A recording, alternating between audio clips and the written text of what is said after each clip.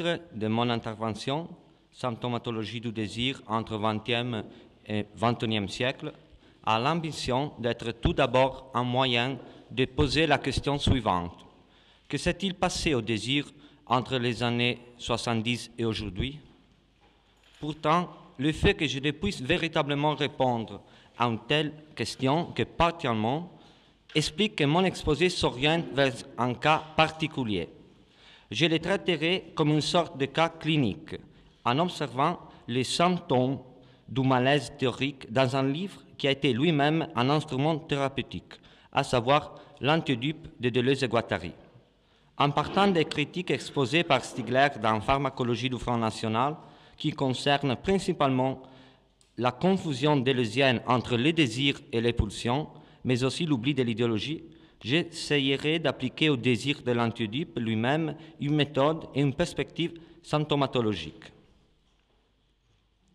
Il faut donc en premier lieu décrire très rapidement ce que j'entends pour symptomatologie, mot qui vient de Deleuze, est introduit avant lui par Nietzsche et sa symptomatologie de la décadence. Comme l'a expliqué François Zurabichvili, chez Deleuze, je cite, « La médecine de la civilisation concerne avant tout le désir, traitant les phénomènes culturels comme autant de symptômes, de formations impliquant un investissement libidinal collectif. » Or, bien que la symptomatologie de la civilisation fût conçue par Deleuze en se référant essentiellement à la littérature, on peut penser la symptomatologie comme un véritable instrument philosophique.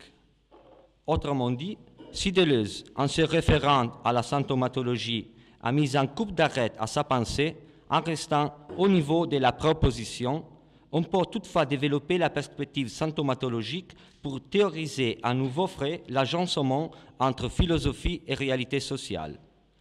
Je veux dire par là que la symptomatologie peut être conçue comme une sorte de schéma kantien pour connecter la philosophie à la réalité sociale et pour mettre les pathos à l'épreuve de la théorie philosophique. La philosophie étant presque toujours réticente à penser les pathos en tant que tels. Ce n'est pas une coïncidence, d'ailleurs, le fait que les motifs les plus évidents qui animent les derniers livres de Stigler partent en tout d'une dimension pathologique. Ils relèvent plusieurs symptômes de souffrance, tels que la misère symbolique, la prolétarisation ou la perte du sentiment d'exister. Chez Stigler, la pensée est plongée dans des situations de malaise concernant des facultés génériquement humaines, telles que la langue, la mémoire, l'attention, l'émotivité, les affections et la créativité. En effet, nous vivons dans une époque où ces facultés sont exploitées au maximum par la civilisation. Il est désormais de plus en plus facile à voir que cette exploitation intensive a mis en danger les conditions mêmes de ces facultés. De ce point de vue, la symptomatologie marque la différence entre une approche philosophique qui veut prendre soin du monde et les philosophies qui demeurent abstraites et donc politiquement inutiles.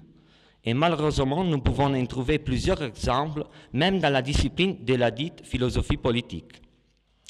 Il s'agit alors de développer un point de vue philosophique à la fois empiriste, sociopolitique et radical, visant à comprendre les symptômes du malaise de tout et de chacun, pour être capable de prendre soin de gens afin de ne pas les laisser isolés, pauvres et tristes, face à la crise généralisée que nous vivons. Il convient toutefois de préciser que la symptomatologie, que j'appelle sociale, n'a absolument pas le but de soigner les symptômes, mais plutôt d'identifier la relation qui s'établit entre les malaises et les dispositifs de pouvoir de la civilisation, et ceci afin de solliciter les modes d'existence, de conduite, de pratiques et de normes en tant qu'inventions essentielles qui permettent de changer les contextes dans lesquels ces symptômes apparaissent. Si dans Malaise dans la civilisation, Freud a soutenu que la psychanalyse ne peut pas prendre soin de la civilisation elle-même et qu'elle peut seulement rechercher les symptômes de l'individu, ces névroses en particulier, la tâche de la perspective symptomatologique peut aller bien au-delà du sujet individuel. Je ne veux pas dire par là que Freud a totalement oublié le niveau collectif du désir et de l'inconscient, mais je pose uniquement qu'il a choisi de soigner l'individu, le ça de l'individu, son inconscient individuel, en renonçant au niveau véritablement social et donc politique. De ce point de vue, alors, si le précurseur de la symptomatologie est Nietzsche, il a parlé de symptomatologie de la décadence dans le 1888, la première symptomatologie sociale se trouve dans la dialectique de la raison, puisque ce livre représente une réponse à la fois philosophique et politique à malaise dans la civilisation. Dans ce livre, dans la dialectique de la raison, qui est riche à la fois de pathos et d'analyses très fines, Adorno et Horkheimer diagnostiquent les symptômes de l'Aufklärung pour comprendre les causes de son malaise et de sa toxicité pour la raison elle-même. Il s'agit de la même toxicité qui a été décrite en profondeur par État de choc, le livre de Stigler qui peut être conçu comme une pharmacologie de la bêtise et par là de l'Aufklärung. Or, le rapport entre symptomatologie et pharmacologie étant évident, il faut dire que la symptomatologie représente uniquement les tout premiers pas thérapeutiques, avant la pharmacologie. Il s'agit du premier pas de la critique sociale.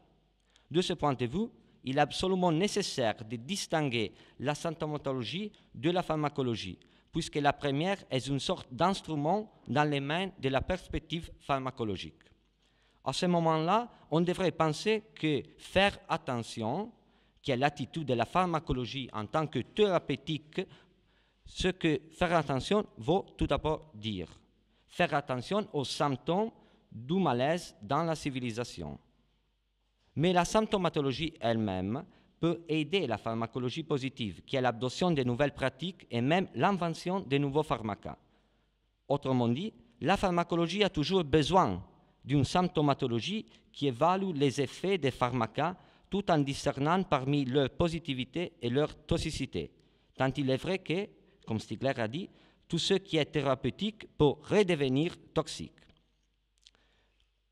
Aujourd'hui, il s'agit donc de transporter la symptomatologie de la médecine en général et de la psychanalyse à la philosophie contemporaine, qui traite de ce qui se passe dans la société des réseaux, du travail à la connaissance, des relations sociales aux crises économiques, de la misère symbolique à la pauvreté matérielle et de l'attention en tant que condition fondamentale pour l'émergence du désir.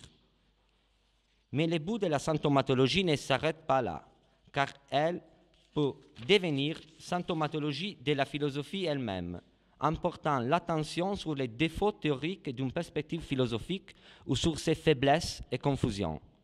Dans le sens le plus général, la symptomatologie philosophique a pour mission de pénétrer au cœur de la pensée théorique, et ce, afin de diagnostiquer l'éloignement de certaines perspectives du tissu social et de décrire les symptômes qui affaiblissent et qui rendent malade une théorie dans le présent historique. En considérant la double valence de la perspective symptomatologique comme critique qui peut être sociale tout aussi bien que théorique, nous pouvons soit penser l'anti-Oedipe comme une symptomatologie du désir, soit faire une symptomatologie de l'anti-Oedipe lui-même. Dans ces derniers cas, il s'agit d'interpréter les incohérences, les faiblesses ou les inconsistances du livre par rapport à la réalité de nos jours comme symptômes d'un défaut théorique. Le but de cette symptomatologie est d'identifier la possibilité d'une nouvelle symptomatologie qui puisse se confronter aux problèmes tout à fait nouveaux liés au milieu numérique. Autrement dit, l'anti-Oedipe étant une formidable symptomatologie du XXe siècle, il faut cependant la symptomatologiser à son tour afin d'établir les conditions pour de nouvelles symptomatologies du désir, celles du XXIe siècle. La première fois que j'ai lu l'anti-Oedipe, je me suis senti très mal, si on peut le dire du point de vue organologique. Et c'est d'abord pour cette raison brutalement empirique que je considère cet ouvrage un livre symptomatologique. En effet, un écrivain symptomatologue doit faire éprouver les malaises collectifs au lecteur à travers des symptômes qui peuvent se présenter différemment, mais qui révèlent des tendances communes. En ce sens, l'anti-Oedipe m'a fait véritablement éprouver dans ma vie quotidienne le fait que l'inconscient tombe souvent en panne et qu'il est toujours conditionné par des formations sociales qui réduisent sa puissance.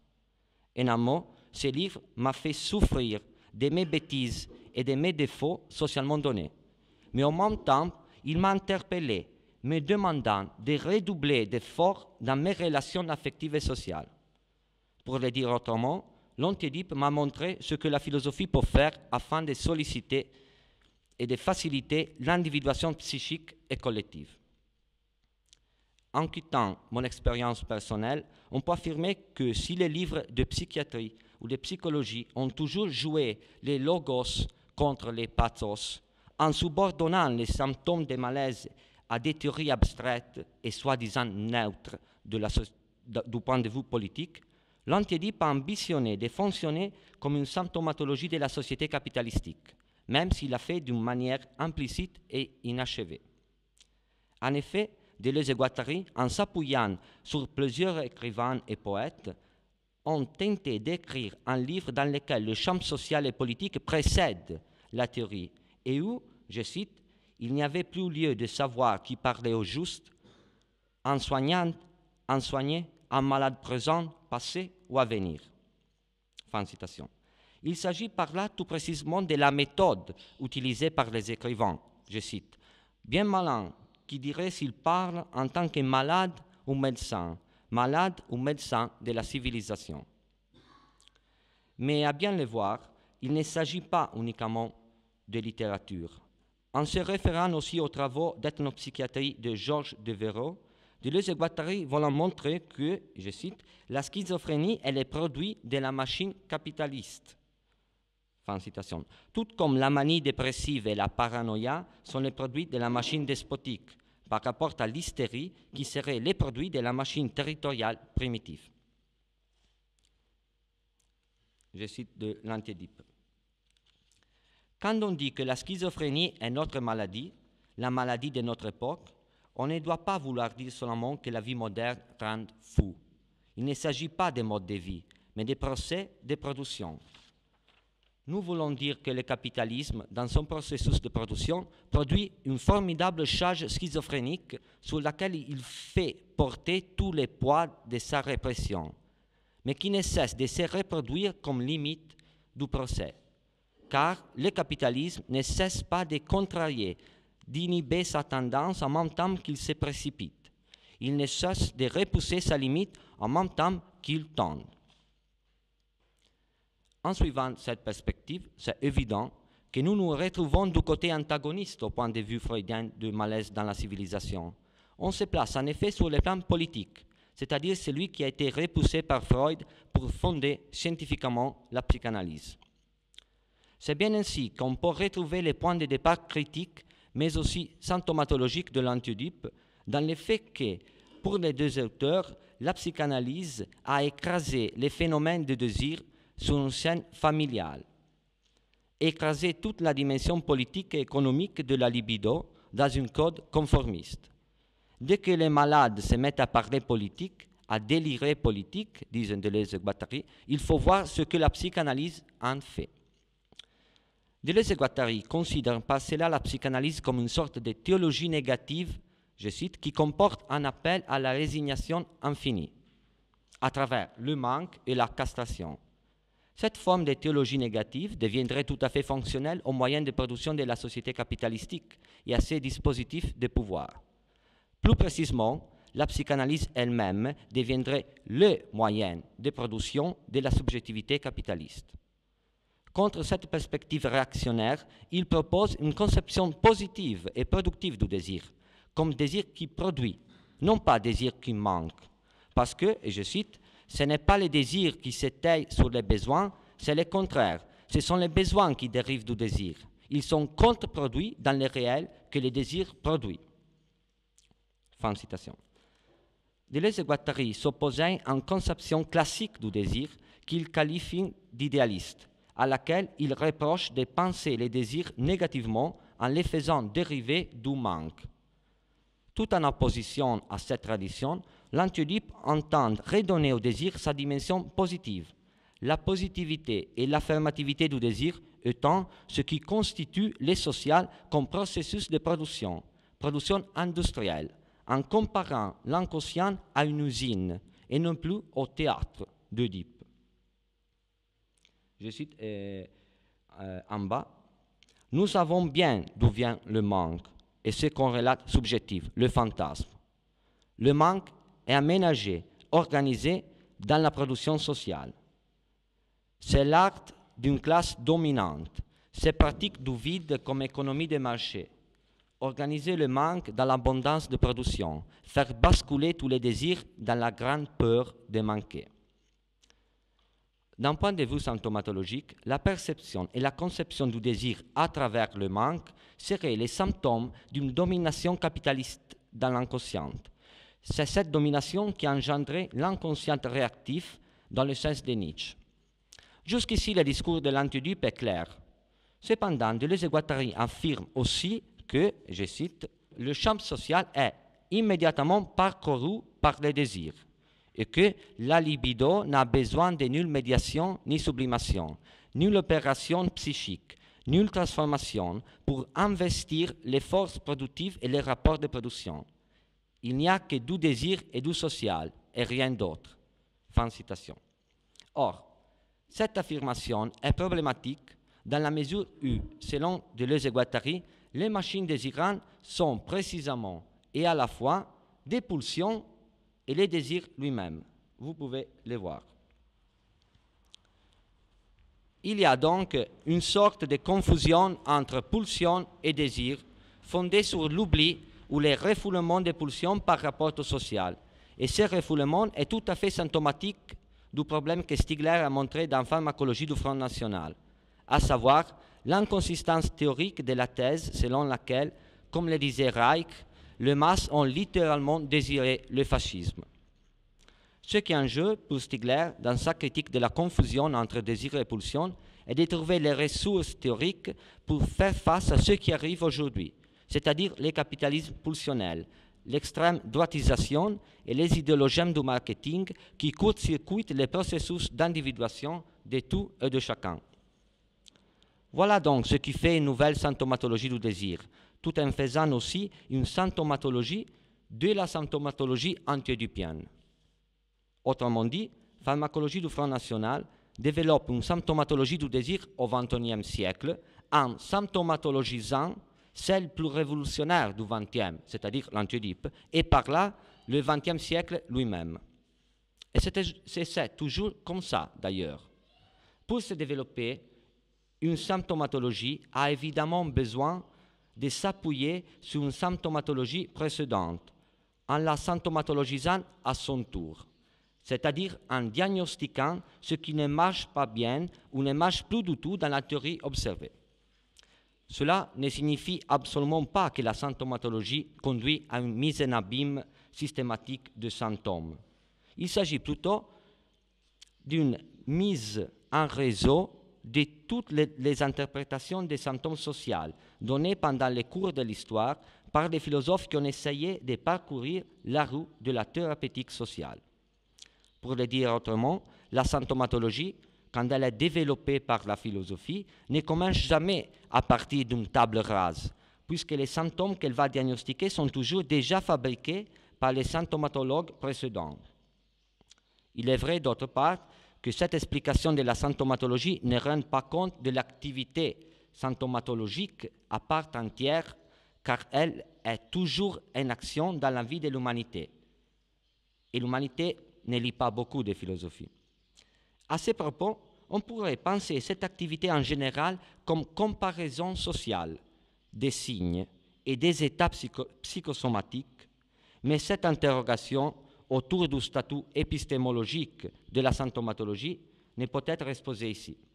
Je me limite ici à affirmer que la symptomatologie est toujours une sorte de sémiotique, en venant quant à son origine de la sémiotique médicale, et donc elle peut être pratiquée en tant qu'interprétation et catégorisation des signes par tous ceux qui veulent prendre soin de la dimension sociale de la signification. Quoi qu'il en soit, et pour revenir au sujet de mon intervention, à savoir le désir, il y a aussi un problème de genre théorétique, même ontologique, qu'il faut sans doute signaler afin de poursuivre la symptomatologie mise en place par Stigler. On pourrait affirmer que Deleuze et Guattari a cédé à la tentation de concevoir les désirs en tant que principe métaphysique, tout à fait proche à la fois de la différence et du pré individuel. Il s'agissait alors d'une sorte de mélange infrathéorique entre les deux.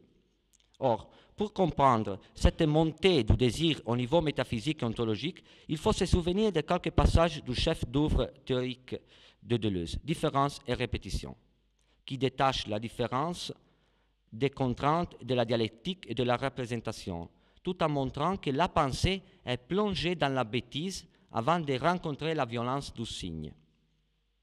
En nous référant à différence et répétition, nous pouvons affirmer que la différence arrive à la pensée. Elle est toujours déjà là, c'est-à-dire dans les pré individuels, et elle fait violence au penseur à travers le signe. Deleuze nous dit que la pensée d'abord ne pense pas, car il faut une différence pour faire penser les sujets, et par là, tout en suivant Hume, pour constituer les sujets. Quant à la pensée, elle survient à penser à travers la répétition de la violence du signe, c'est-à-dire en contre-affectuant cette violence par l'intermédiaire de l'imagination. C'est bien ainsi que la pensée trace son propre plan d'immanence. Cela veut dire que la formation de la pensée est soumise au mouvement de la différence et de la répétition. Telle est la révolution de l'empirisme transcendantal qui envisageait déjà la dimension du désir avant la rencontre avec Guattari. En effet, dans l'Antidipe, le désir est traité comme la différence, à savoir comme un principe ontologique, tandis qu'il devrait être conçu comme la pensée, c'est-à-dire à partir d'un processus qui se développe à travers les mouvements de différence et répétition, comme d'ailleurs semble évident dans la présentation de Sacher-Masoch, où l'énergie libidinale est conçue par Deleuze comme le produit de la transformation des pulsions par la répétition. La différence étant tout ce qui arrive au ça, donc à l'inconscient, qui est toujours et à cause de sa propre nature violenté par elle, par la différence. Or, bien que dans l'Antidipe, il n'y ait plus cette influence masochienne, c'est justement d'après les masochismes illustrés par Masoch que dans 1000 plateaux de Deleuze et Guattari pouvaient nous dire « Faites-vous donc un corps sans organes ». Les corps sans organes consistant dans la désorganisation des organes jusqu'à leur inutilité totale. Cette désorganisation advient souvent à travers la couture des organes. Les masochistes, je cite, se fait coudre par son sadique ou sa putain, coudre les yeux, l'anus, l'urètre, le sein, le nez, fin citation, en empêchant par là aux organes de fonctionner. En ce sens-là, alors, on peut dire qu'à la lettre, il s'agit d'en finir avec le plaisir de l'existence, donc d'inexister, pour exister autrement. Cela nous conduit à un élément très important pour comprendre le bricolage du masochiste. On se tromperait de registre si on définissait le masochisme par l'attrait de la souffrance et la volonté de la douleur, parce que ce qui compte est la suspension du plaisir qui advient par la subversion et le sabotage de l'organisme. Au-delà du plaisir et de la douleur, il y a le désir. De plus, Masoch semble manifester des éléments de l'amour courtois qui font de l'ascèse la condition du désir, en tant que suspension de l'enchaînement désir-plaisir. Finalement, en gardant le rapport de réciprocité entre désir et pensée, fondé sur l'empirisme transcendantal, il semble juste d'affirmer que tout comme la pensée doit tracer son plan d'immanence, le désir doit gagner son propre plan de consistance. Or, ce qui était lisible seulement après coup dans la présentation de Sacher-Masoch le sera bien évidemment dans Dialogue et après dans 1000 plateaux, bien qu'il semble être refoulé dans l'Antidipe. Dans Dialogue, le livre écrit avec Claire Parnet, le désir semble changer de statut par rapport à l'Antidipe, puisqu'il est conçu en tant que processus qui déroule en plan de consistance. Deleuze affirme d'ailleurs que le désir est strictement immanent à ce plan auquel il ne persiste pas. Il s'agit d'un plan qu'il faut construire. En plus, pour Deleuze, pour autant qu'il est individuel, la construction du plan, je cite, est une politique.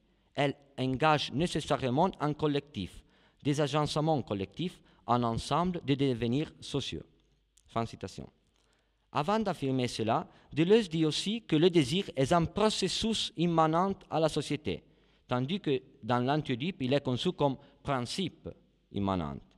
Autrement dit, si, comme nous l'avons vu tout à l'heure, le désir de l'Anti-Oedipe est conçu comme un principe qui relève du pré-individuel simondonien, dans Dialogue, c'est la dimension processuelle qui émerge et qui fait signe à la transindividuation, c'est-à-dire vers une construction politique de signification. Je cite. Et j'ai mélangé les pages et l'ordre des phrases.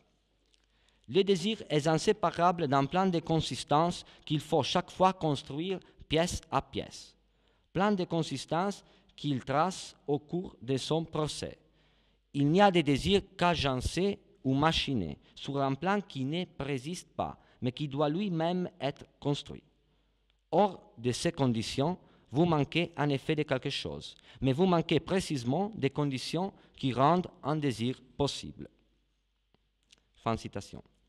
Le désir vient donc après la construction du plan. Il vient après et non plus avant, comme il était dans l'Anti-Oedipe.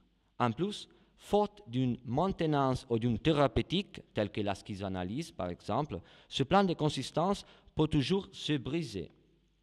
Encore dialogue. Il appartient à ce plan d'immanence ou de consistance de comprendre des brouillards, des pestes, des vides, des sautes, des immobilisations, des suspens, des précipitations, car l'échec fait partie du plan lui-même. Il faut en effet toujours reprendre au milieu pour donner aux éléments de nouveaux rapports de vitesse et de lenteur qui les font changer d'agencement, sauter d'un agencement à l'autre. Fin de citation. Il va sans dire qu'une telle conception du désir se rapproche de la perspective épiméthéienne qui conduit la critique de pharmacologie du Front National au désir anti-oedipien. D'autre part, nous avons ici en tête les plans les plus théoriques de la symptomatologie, à savoir les plans ontologiques, qui exigeraient un approfondissement rigoureux, mais qui n'est pas possible dans cette intervention. Par contre, il semble absolument mieux de se concentrer sur les plans pathologiques, sur lesquels le désir se remoue dans l'histoire, en plongeant donc la symptomatologie dans la réalité sociale des individus entre les 68 et nos jours. Bien que la confusion entre désir et pulsion soit un symptôme théorique, elle est toutefois révélatrice des conditions historiques et sociales dans lesquelles l'Anti-Oedipe est plongé, à savoir l'après 68, où le désir a été conçu comme un événement révolutionnaire, et vers la lutte engagée par Deleuze contre le dualisme et la dialectique. En regardant de plus près, on peut dire que ces deux choses sont intimement entrelacées. Comme nous l'avons déjà observé après les 68 et inspiré par cet événement, Deleuze et Guattari théorisent une nouvelle image du désir. Tout comme la différence, le désir arrive, et il est toujours déjà là, sans besoin de transformation préalable des pulsions. Voilà donc la cause politique du symptôme de confusion théorique entre désir et pulsion. Si nous invoquons le désir comme instance révolutionnaire, c'est parce que nous croyons que la société capitalistique peut supporter beaucoup de manifestations d'intérêt, mais aucune manifestation de désir, qui suffirait à faire sauter ces structures de base, même au niveau de l'école maternelle. Fin de citation. Il s'agissait pour Deleuze et Guattari d'élever un événement, tel qu'elle aimait 68 en France, au rang d'arrière-plan historique, ou, ce qui revient au même, de cristalliser les processus de production du désir en tant que principe irréductible de l'instance révolutionnaire. C'est bien ainsi que l'Anti-Oedipe a mis en place un revincement ontologique par lequel ce qui devrait être conquis devient ce qui est toujours déjà là comme événement à actualiser, à savoir la révolution, pour autant qu'elle soit moléculaire ou libidinale. Quant au problème du dualisme des pulsions et sa fonctionnalité dialectique, il faut dire qu'on n'a pas encore dit les derniers mots à propos de ces sujets.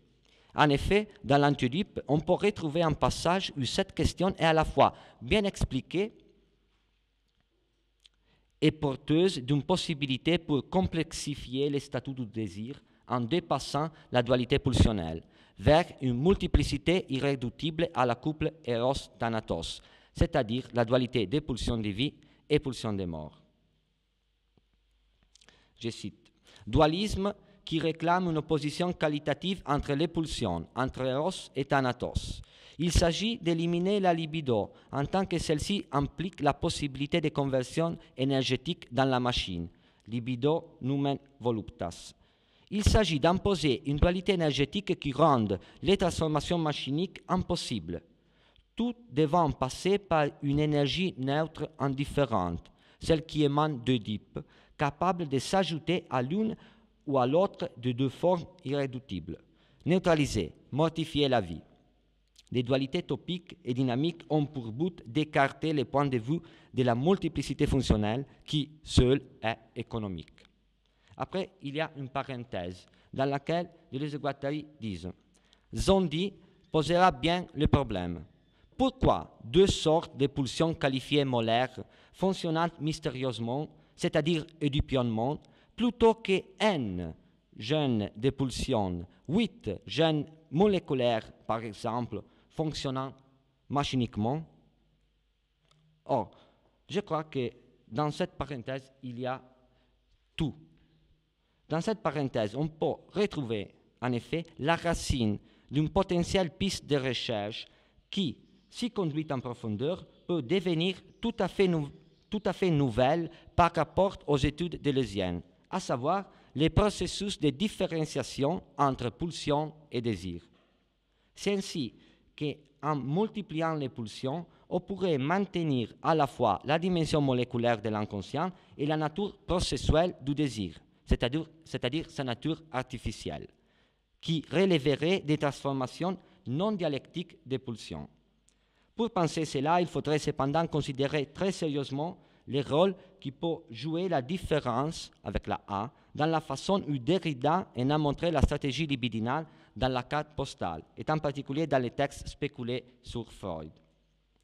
En reprenant le discours derridien, Stigler affirme que, je cite, « la libido, telle que Freud la pense à partir de 1920, est avant tout le processus de la transformation des pulsions en désir, c'est-à-dire en investissement, par le détournement de leur but, par leur différence. » Fin de citation.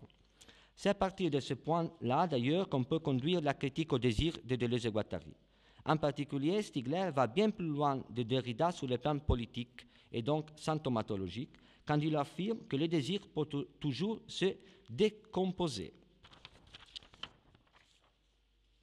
Et il s'agit d'ailleurs du véritable risque libidinal des sociétés de contrôle décrites par Deleuze en 1990 et aujourd'hui devenu tout à fait réel par l'intermédiaire des technologies numériques. Même si on peut croire que le 68 a été la manifestation sociale et révolutionnaire du désir, ceci n'est plus vrai aujourd'hui, car nous sommes confrontés à la manifestation obsessive des pulsions comme expression de soi et à leur captation systématique par le marketing. Or, nous avons vu tout à l'heure que les pulsions ont été presque oubliées par Deleuze et Guattari dans leur premier livre. L'effet singulier, c'est que l'Antiodipe a été publié en 1972, c'est-à-dire au moment où s'annonçaient les premiers symptômes de la toxicité systémique du modèle consumériste et pulsionnel. En faisant face à la question du fascisme par rapport à l'extrême droitisation de nos jours et en l'alliant avec la tendance totalitaire du marketing, Pharmacologie du Front National nous offre alors un raisonnement qui part des symptômes du malaise théorique de l'Antiodipe, que l'Antiodipe manifeste. Stigler soulignant les passages où Deleuze et Guattari affirment que, et je cite, « Jamais Reich n'est plus grand penseur que lorsqu'il refuse d'invoquer une méconnaissance ou une illusion de masse pour expliquer le fascisme, et réclame une explication par le désir, en termes de désir. Non, les masses n'ont pas été trompées, elles ont désiré le fascisme à tel moment, en telle circonstance, et tant cela, il faut expliquer cette perversion du désir grégaire. Ce sont Deleuze et Guattari qui écrivent ça. Voilà donc le raisonnement de Stigler face à cette considération, laquelle demeure cependant très suggestive et très intéressante d'un point de vue symptomatologique. Quoi qu'il en soit, la question posée par Pharmacologie du Front National est incontournable. Stigler dit « Mais s'agit ici précisément de désir. Le désir peut-il être grégaire? Ne s'agit pas plutôt d'une déliaison pulsionnelle du désir, de sa décomposition, c'est-à-dire de sa régression à un stade archaïque où précisément il ne contribue plus à l'individuation psychique et sociale, c'est-à-dire à l'augmentation, à l'affirmation, mais où, au contraire, il participe d'une désindividuation psychique aussi bien que sociale et d'une frustration, c'est-à-dire justement d'un manque. Et après, on ne peut pas à la fois poser que le désir est affirmation et intensification de l'individuation et non manque, et voir dans l'extrémisation de la frustration qu'exprime le comportement grégaire fasciste une forme de désir. À cette remarque, nous pouvons ajouter un autre symptôme manifesté par l'Oedipe, et il s'agit d'un passage très clair par rapport au niveau pulsionnel qu'on attend en rapportant la libido au fascisme. Dans ce passage, Deleuze-Guattari souligne que, je cite, Hitler faisait bander les fascistes. Les drapeaux, les nations, les armées, les banques font bander beaucoup de gens. Or, fin de citation. Or, il devient difficile de considérer le bander comme une expression du désir et non pas des pulsions. On ne peut penser bander comme un mouvement désirant que si l'on conçoit les désirs d'une façon spontanéiste. Pourtant, Deleuze et Guattari sont clairs à ce sujet et répètent plusieurs fois que le désir est constructiviste, pas du tout spontanéiste. Et ça alors, c'est un symptôme. Il y a un autre problème très important par rapport à ce qui arrive aujourd'hui avec la nouvelle vague de la révolution conservatrice, à savoir le psychopouvoir et le neuropouvoir de l'idéologie néolibérale véhiculée par le marketing. Pharmacologie du Front National montre bien, par ailleurs, qu'au même temps où Deleuze et Guattari veulent se débarrasser de l'idéologie pour désirer dans une façon révolutionnaire, ils se trouvent désarmés par de nouvelles idéologies, néoconservatorisme, idéologie de la fin de l'idéologie, etc. C'est le moment où Deleuze et Guattari oublient la réalité toxique de l'idéologie, dont l'effet plus étonnant, c'est que toute transindividuation politique et désirante est court-circuitée. Il s'agit de ce qui a conduit à la mort du désir, assassiné par les pulsions sollicitées par le marketing. Je cite de Pharmacologie du Front National. Oubliant la question initiale de l'idéologie, elle peut même être mise au service de l'idéologie de la fin des idéologies qui caractérisera le devenir du capitalisme à la fin du XXe siècle à travers la révolution conservatrice et où il n'y a pas d'alternative. Voilà l'enjeu de l'idéologie et de son oubli, dont l'Oedipe est parmi les responsables théoriques, même si indirectement. Cependant, il y a tous les éléments pour penser que pendant les années 80, Deleuze et Guattari, et de deux façons différentes, ont commencé à reformuler leur concept de désir, sans attendre un accomplissement, mais en nous donnant de nouvelles lunettes pour observer la réalité sociolibidinale, à savoir trois textes qui demeurent très actuels de nos jours. Les années d'hiver de Félix Guattari, les post-scriptum sur les sociétés de contrôle de Deleuze et qu'est-ce qu'est la philosophie de Deleuze et Guattari. Ce qui est intéressant dans cette nouvelle pensée du désir, c'est que pour arriver à les penser différemment, soit Deleuze, soit Guattari ont pratiqué la symptomatologie sur leur propre théorie. Ils ont commencé à percevoir la faiblesse des agencements collectifs du désir ainsi que la force idéologique du marketing. Si donc, et je vais conclure, si donc une schizanalyse qui est une maintenance libidinale et politique de l'inconscient est nécessaire, elle devrait faire face à l'idéologie de la révolution conservatrice et à la destruction systématique des agencements du désir. Cette idéologie a remplacé par des pulsions détruisant le désir lui-même et l'étude sociale, surtout dans les milieux numériques. Ce rôle de la schizanalyse peut être pensé par l'intermédiaire de la pharmacologie et par là, d'un point de vue organologique, par le fait que les machines désirantes sont à la fois techniques et sociales. En considérant que les machines de la schizanalyse pouvaient être traduites par les organes de l'organologie. Il faut beaucoup de travail pour faire ça, mais je pense qu'il peut le faire. Les organes étant psychosomatiques, techniques et sociaux, tout comme les machines de Deleuze et Guattari, cela nous permet de concevoir chez Deleuze et Guattari les pulsions au niveau organologique. La dernière citation, c'est presque la fin de l'Antidipe. Deleuze et Guattari disent que la schizanalyse marque le point où la machine sociale, la machine technique, la machine désirante s'épousent étroitement et font communiquer leur régime. Elle demande si cette société est capable de cela et ce qu'elle vaut si elle n'est pas capable. Fin de citation, je conclue. C'est à partir de ce premier ébauche d'organologie et des symptômes qu'elle manifeste qu'il devient possible de concevoir une pharmacologie positive reconstituant les bases matérielles, techniques et sociales du désir, dont les plans demeurent à construire et dont les organes nécessitent une maintenance continue, car ils peuvent toujours se détraquer. C'est ça la raison pour laquelle, aujourd'hui, la construction de ce plan est devenue de plus en plus difficile, mais pas impossible. Merci pour votre attention et je suis désolé pour le PowerPoint.